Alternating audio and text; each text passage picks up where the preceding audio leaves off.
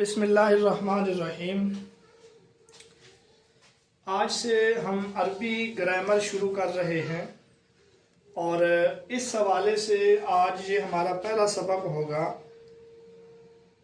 آپ جانتے ہیں قرآن و سنت کو سمجھنے کے لیے عربی زبان کو سمجھنا بہت زیادہ ضروری ہے، تو آج جو اہم اصطلاحات ہیں ہم وہ پڑھیں گے۔ یہ ہمارا پہلا سبق صرف اصطلاحات کے حوالے سے ہے۔ عربی زبان میں سب سے پہلی بات جو ہم پڑھیں گے وہ ہیں حرکات۔ ان کو حرکات ثلاثہ بھی کہتے ہیں۔ وہ کیا ہیں؟ ضمہ، دوسرے نمبر پر ہے فتحہ اور تیسرے نمبر پر ہے کسرہ۔ ضمہ، فتحہ، کسرہ، ان کو حرکات ثلاثہ کہا جاتا ہے۔ ضمہ کہتے ہیں پیش کو، عربی زبان میں جو پیش ہے اس کو ضمہ کہتے ہیں۔ پیش یوں آپ دیکھتے ہیں کسی لفظ کے اوپر لکھا ہوتا ہے۔ اور فتحہ کہتے ہیں زبر کو، اور اس طرح یہ کسی لفظ کے اوپر۔ اور کسرہ جو ہے یہ زیر کو کہتے ہیں اور یہ کسی حرف کے نیچے۔ اب یہ جو ہے ان کو عربی میں ضمہ کہتے ہیں، زبر کو فتحہ کہتے ہیں اور کسرہ جو ہے یہ زیر کو کہتے ہیں۔ اور ان تینوں کا جو مجموعہ ہے ان کو کہتے ہیں حرکات ثلاثہ، یعنی تین حرکتیں۔ آپ اس کی مثال سمجھیں۔ مثلا ایک لفظ میں یہاں پہ لکھتا ہوں کاف، تا اور فا، کاتیفو، مثال کے طور پہ۔ اب یہ جو ہے یہ فتحہ ہے، یہ جو ہے یہ کسرہ ہے، اور یہ جو ہے یہ ضمہ ہے۔ جس حرف پر یہ ہوں ان کا نام بھی ہے۔ مثلا کاف پر فتح ہے تو اس کو کہتے ہیں مفتوح، مفتوح کہتے ہیں۔ تو مفتوح کا مطلب وہ حرف جس پر زبر ہو یا فتح ہو اور جس کے نیچے کسرہ ہو اس کو کہتے ہیں مکسور۔ تو مکسور کی تعریف وہ حرف جس کے نیچے زیر ہو اور جس حرف پر ضمہ ہو اس کو کہتے ہیں مضموم۔ تو یہ باتیں ہوگی ختم۔ ضمہ، فتح، کسرہ، جس پر ضمہ ہو وہ مضموم ہے، جس پر فتح ہو وہ مفتوح ہے، اور جس پر کسرہ ہو وہ مکسور ہے۔ اگلی بات ہم پڑھتے ہیں حرکات ثلاثہ کے بعد بعض حروف پر آپ دیکھتے ہیں اس طرح علامت ہوتی ہے۔ جیسے میں یہاں پہ لکھتا ہوں محمد، یا ایک لفظ ہے اللہ۔ اب یہ اللہ کے اوپر یہاں پر اس طرح، اس کو کہتے ہیں مشدد۔ یہ مشدد کی علامت ہے۔ اور جس حرف پر ہو اس حرف کو کہتے ہیں تشدید، اس کو تشدید کہتے ہیں۔ تو مشدد اور تشدید یہ بھی آپ نے پڑھ لیا۔ اور اسی طرح ایک اور علامت اس طرح سے یا اس طرح سے، اس کو کہتے ہیں جزم، اس کو جزم کہتے ہیں۔ اور جس حرف پر یہ علامت ہو اس کو کہتے ہیں مجزوم، اس کو مجزوم کہتے ہیں۔ جیسے آپ دیکھیں یہ لفظ میں لکھتا ہوں اسلم، تو یہاں اسلم کے سین پر یہ والی علامت ہے، تو اس کو ہم جزم کہیں گے، اور جس پر ہے اس کو ہم کیا کہیں گے؟ مجزوم کہیں گے۔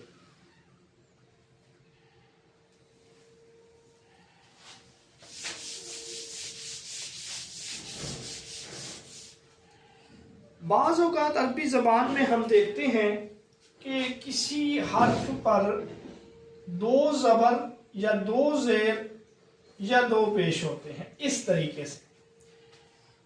اب یہ جو دو زبر دو زیر دو پیش ہیں ان کو ہم ڈبل زبر یا یہ نہیں کہیں، ان کا جو نام ہے وہ ہے تنوین. ان کا نام تنوین ہے، یعنی جس پر جو ہے دو زبر زیر پیش ہوں تو وہ تنوین ہے. جیسے آپ یہاں پہ ہم لکھتے ہیں ایک لفظ ہے کتابن. اب یہاں یہ دو پیش ہیں، ان کو ہم کیا کہیں گے؟ تنوین کہیں گے. جس طرح جس پر ایک پیش تھا اس کو ہم مضموم کہتے تھے، جس حرف پر تنوین ہو اس حرف کو کہتے ہیں منون. جس حرف پر تنوین ہو اس حرف کو منون کہا جاتا ہے. ایک اور چیز اسی سے متعلق ہے، آپ پڑھیں گے نون تنوین. نون تنوین یہ کیا چیز ہے بھائی نون تنوین؟ اب دیکھیں یہ کتابن لکھا ہوا ہے کتابن، لیکن ہم اس کو پڑھتے کیسے ہیں؟ تلفظ میں جب ہم پڑھتے ہیں تو آواز کس طرح آتی ہے؟ تو آواز آتی ہے اس طرح کتابن. اب یہ تنوین پڑھتے ہوئے جو تنوین کی یا نون کی آواز جو آتی ہے اس کو کہتے ہیں نون تنوین. تو کتابن پڑھتے ہوئے جب ہم زبان سے ادا کر رہے ہیں تو کتابن اس طرح سے زبان سے آواز نکلتی ہے، تو اس چیز کا نام جو ہے نون تنوین ہے.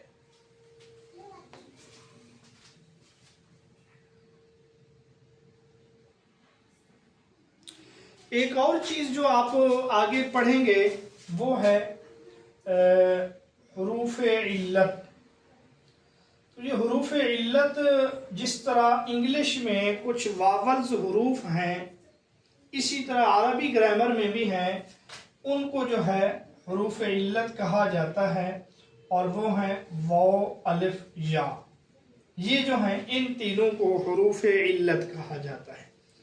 اب یہ سوال کہ ان کو حروف علت کیوں کہا جاتا ہے، تو علت کا معنی ہے بیماری.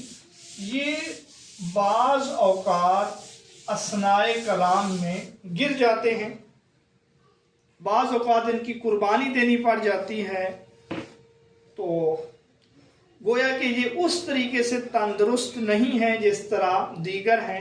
واو الف یا کے مقابلے میں جو دیگر حروف ہیں ان کو حروف صحیح کہا جاتا ہے.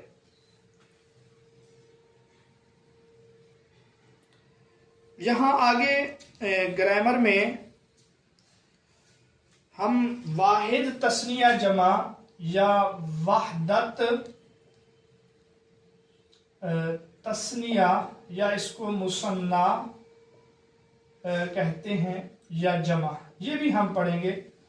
تو وحدت یا واحد کا مطلب ہوگا وہ اسم جو ایک پر دلالت کرے، تثنیہ کا مطلب ہے جو دو پر دلالت کرے، اور جمع کا مطلب ہے جو دو سے زائد پر دلالت کرے. یہ بھی ہم آگے پڑھیں گے. ایک لفظ ہم آگے پڑھیں گے لام تعریف. لام التعریف اس کا کیا مطلب ہے؟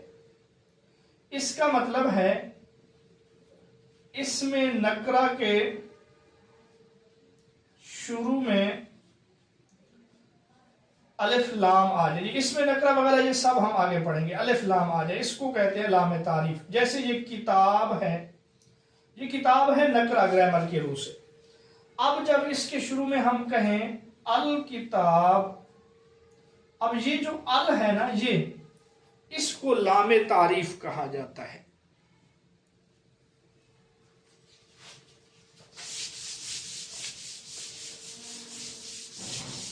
تو یہ ہماری بالکل وہ بنیادی چیزیں ہیں جن کا آگے استعمال ہوگا تو ان کو سمجھنا ہمارے لیے آسان ہو جائے گا. اسی طرح ایک لفظ ہم آگے پڑھیں گے تذکیر و تانیث. تذکیر و تانیث کا کیا مطلب ہے؟ بالکل آسان ہے. تذکیر کا مطلب ہے مذکر میل، تانیث کا مطلب ہے مؤنث فیمیل. یعنی کچھ اسم ہیں جو مذکر ہیں، کچھ اسم ہیں جو مؤنث ہیں، جن میں پھر ان کی آگے علامتیں ہوتی ہیں، وہ ہم پڑھیں گے.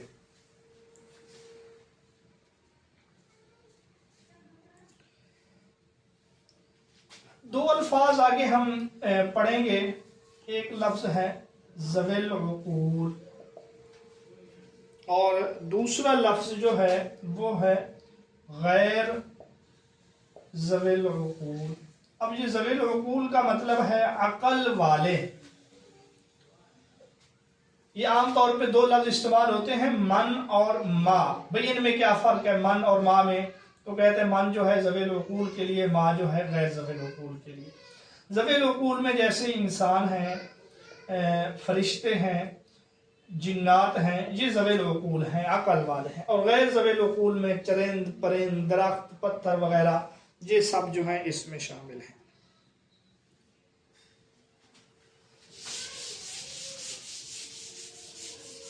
اسی طرح ایک لفظ آگے ہم بعض اوقات پڑھیں گے متکلم. متکلم کا مطلب یہ ہے بات کرنے والا، سپیکر جس کو ہم انگلش میں کہہ سکتے ہیں. تو متکلم کا مطلب ہے بات کرنے والا. اور ایک لفظ ہے غیب.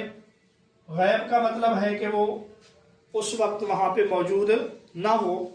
اور ایک لفظ ہم پڑھیں گے آگے بعض جگہوں پہ حاضر. حاضر پڑھیں گے، یا اس کو ہم بعض اوقات مخاطب بھی پڑھیں گے. مخاطب کا مطلب جو موجود ہو، جو سامنے ہو، اس کو جو ہے ہم اس طریقے سے پڑھیں گے.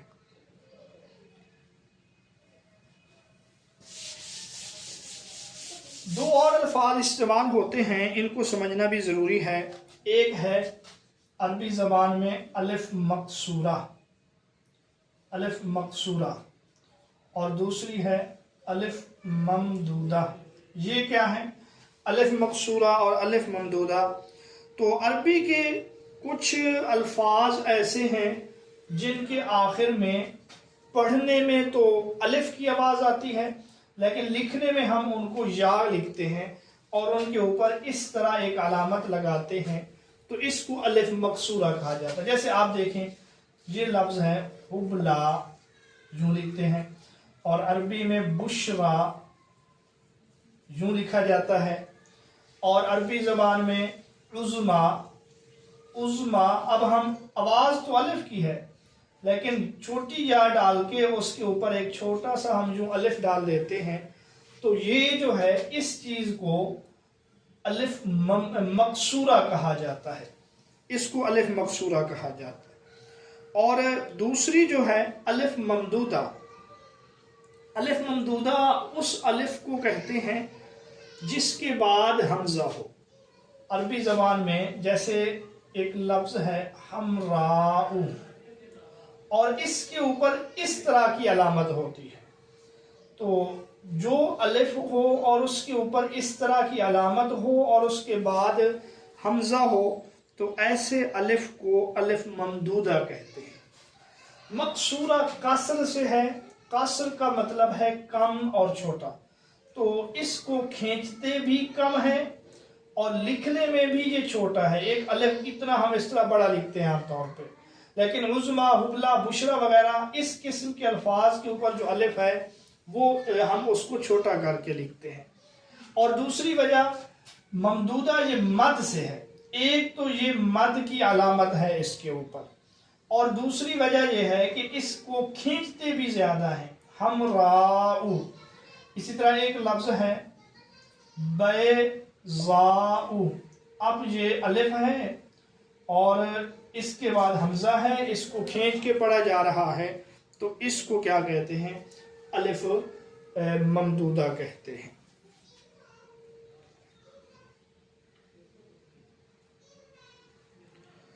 تو یہ آج کا ہمارا سبق تھا، جس میں ہم نے بنیادی کچھ اصطلاحات پڑھی ہیں. باقی جو آگے مختلف الفاظ آئیں گے ہم ان کو بھی پڑھتے رہیں گے۔